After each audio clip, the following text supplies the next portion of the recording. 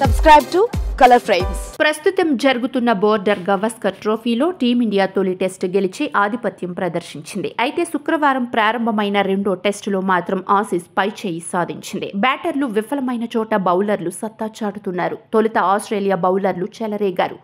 ఇక team India face గుర్రం జస్ప్రీత్ బుమ్రా మరోసారి విధ్వంసకర బంతులతో ఆస్ట్రేలియన్లను ఇబ్బంది పెట్టాడు. దీంతో బుమ్రాను ఎదుర్కోవడం అంత సులువు కాదని మరోసారి ప్రూవ్ చేశాడు. ఈ టోర్నీలో బుమ్రా మరోసారి స్టీవ్ స్మిత్ను పెవిలియన్కు పంపాడు. నిజానికి అడిలైడ్ టెస్ట్ తొలి ఇన్నింగ్స్లో జట్టు మేనేజ్మెంట్ స్మిత్ నుంచి భారీ స్కోర్ ఆశించింది. అయితే ఆ ఆశలపై జస్ప్రీత్ బుమ్రా నీళ్లు జల్లాడు.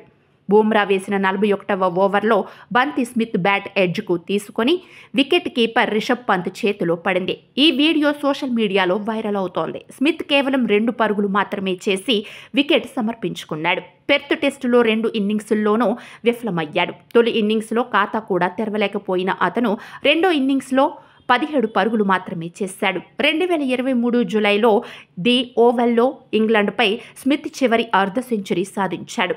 ఆ మ్యాచ్లో స్మిత్ తొలి ఇన్నింగ్స్లో 71 పరుగులు చేశాడు. ఇదిలా ఉంటే అడిలైడ్లో టాస్ గెలిచి తొలుత బ్యాటింగ్ చేసిన భారత్కు శుభారంభం దక్కలేదు. తొలి బంతికే జైస్వాల్ వికెట్ పడింది. దీని తర్వాత రాహుల్ గిల్ రెండో వికెట్కు 69 పరుగుల భాగస్వామ్యం నెలకొల్పారు. 69 పరుగుల వద్ద రాహుల్ రూపంలో రెండో వికెట్ పతనం తర్వాత భారత ఇన్నింగ్స్ 180 పరుగుల వద్ద ఆల్అవుట్ అయింది. నితీష్ రెడ్డి అత్యధికంగా 42 పరుగులు చేశాడు.